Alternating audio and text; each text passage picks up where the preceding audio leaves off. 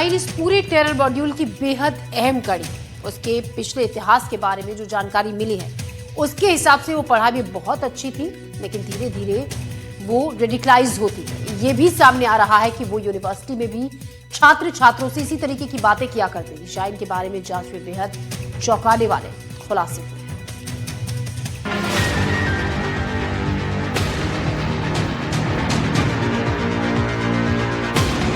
Doctor की degree, आतंक की पाठशाला। शाहीन का नेटवर्क, कहां कहां कनेक्शन।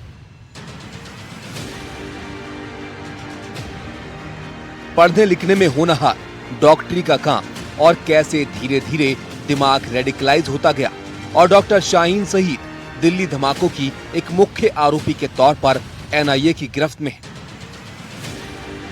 जांच में सामने आया कि शाहीन ने इस आतंकी मॉड्यूल को लाखों रुपए दिए थे। लखनऊ की रहने वाली 46 साल की शाहीन पढ़ाई में तेज थी, लेकिन उसने इसका इस्तेमाल आतंक के लिए किया। बताया जा रहा है कि अल-फलाह में जब से वो डॉक्टर मुजम्मिल और उमर के संपर्क में आए, वो आतंक के दलदल में धंसती चली गई। बुजुर्ग पिता का कहना है कि 1.5 साल से शाहीन से उनका कोई वास्ता नहीं है। ये बताइए कि क्या आपसे आखिरी बार लोगों की कब बात हुई थी? मैंने आपसे बताया कि करीब 1.5 साल हो गए। मेरा भी तो दर्द हो रहा है। बात अभी 1 महीने पहले तक के हमसे बात हुई उनकी। 1 महीने शाहीन से। शाहीन कैसे बनी कट्टर? शाहीन कैसे बनी आतंक की लेडी डॉक्टर?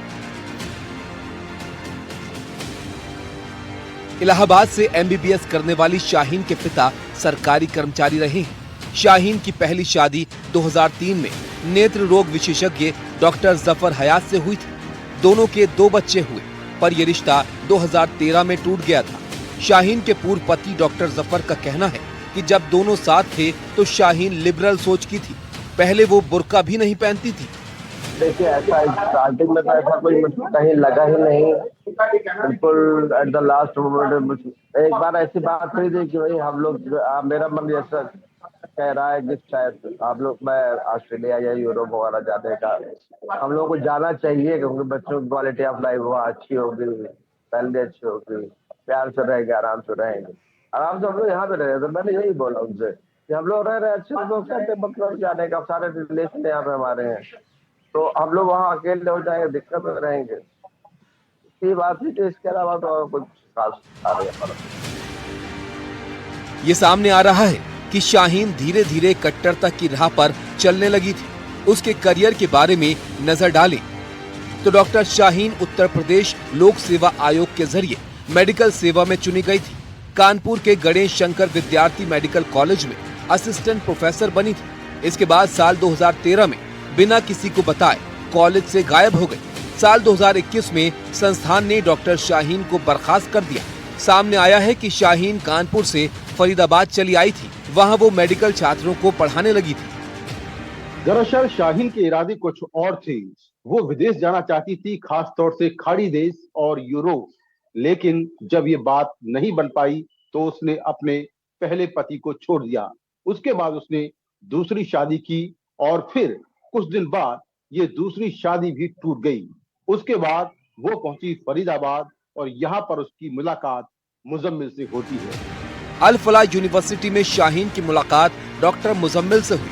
मुजम्मिल यूनिवर्सिटी की फैकल्टी में उसका जूनियर था। दोनों एक दूसरे के बेहद करीब आ गए। रोज मिलना जुलना, कॉलेज में साथ काम करना और समान प्रोफेशन से दोनों का रिश्ता और मजबूत हुआ। माना जा रहा है कि यहीं से वो एक डॉक्टरों के टेरर नेटवर्क का हिस्सा बनती गई। पहले ये सामने आया था कि शाहीन और डॉक्टर मुजम्मिल दोस्त हैं, लेकिन जब एनआईए से पूछताछ हुई तो मुजम्मिल ने बताया कि वो दोनों शादी कर चुके हैं। ये शाहीन की तीसरी शादी थी। शाहीन की पहली शादी 2003 में नेत्र रोग विशेषज्ञ डॉक्टर जफर हयात से हुई थी। दोनों के 2 बच्चे हुए, पर यह रिश्ता 2013 में टूट गया था। इसके बाद शाहीन की दूसरी शादी गाजियाबाद के कपड़ा कारोबारी से हुई। दूसरी शादी भी ज्यादा दिन नहीं चली। शाहीन की तीसरी शादी डॉक्टर मुजम्मिल से हुई। एजेंसियों की पूछताछ में मुजम्मिल ने बताया कि सितंबर 2023 में दोनों ने अल-फलाह यूनिवर्सिटी के पास एक मस्जिद में निकाह किया। बताया जा रहा है कि यही वो समय था जब शाहीन की मुलाकात कुछ ऐसे लोगों से हुई जिन्होंने उसकी सोच पूरी तरह से बदल दी। वो अल फलाह यूनिवर्सिटी में रहते हुए छात्र के ग्रुप्स, धार्मिक गतिविधियां और कुछ संदिग्ध व्यक्तियों के संपर्क में आने लगी। इन्हीं मुलाकातों के दौरान उसे जैश-ए मोहम्मद की महिला विंग जमात उल मोमिनात के सदस्यों ने संपर्क किया। एजेंसियों का दावा है कि इस समूह ने शाहीन को कट्टरपंथ, आतंकी विचारधारा और लॉजिस्टिक नेटवर्क के बारे में सिखाना शुरू किया। शाहीन कभी बुर्का भी नहीं पहनती थी, लेकिन जैश-ए मोहम्मद के मॉड्यूल के संपर्क में आने के बाद वो लगातार कट्टर होती चली गई। खास तौर से मुजम्मिल से शादी करने के बाद उसके मन में और ज्यादा जहर भर गया। इसके बाद वो अल फलाह यूनिवर्सिटी में छात्राओं को हिजाब पहनने के लिए टोकने लगी। बताया जा रहा है कि धीरे धीरे शाहीन डॉक्टर का चोला पहनकर आतंकी फंडिंग और संदेश पहुंचाने की भूमिका निभाने लगी। इस कहानी में कुछ और चेहरे हैं, उमर, आदिल और मुफ्ती इरफान। आदिल उमर का जूनियर था, तीनों पहले से एक दूसरे को जानते थे। मुफ्ती इरफान की दोस्ती मुजम्मिल से जम्मू कश्मीर में इलाज के दौरान हुई। जांच में सामने आया है कि मुफ्ती इरफान पहले से आतंकियों से जुड़ा था, खासकर अंसार उल हिंद के आतंकी हाफिज त्राते से। बताया जा रहा है कि यही नेटवर्क मुजम्मिल के माध्यम से शाहीन तक पहुंचा। इस आतंकी मॉड्यूल ने दिल्ली में लाल किले के पास धमाका किया। दिल्ली से मुकेश सिंह सेंगर की रिपोर्ट, एनडीटीवी इंडिया के लिए।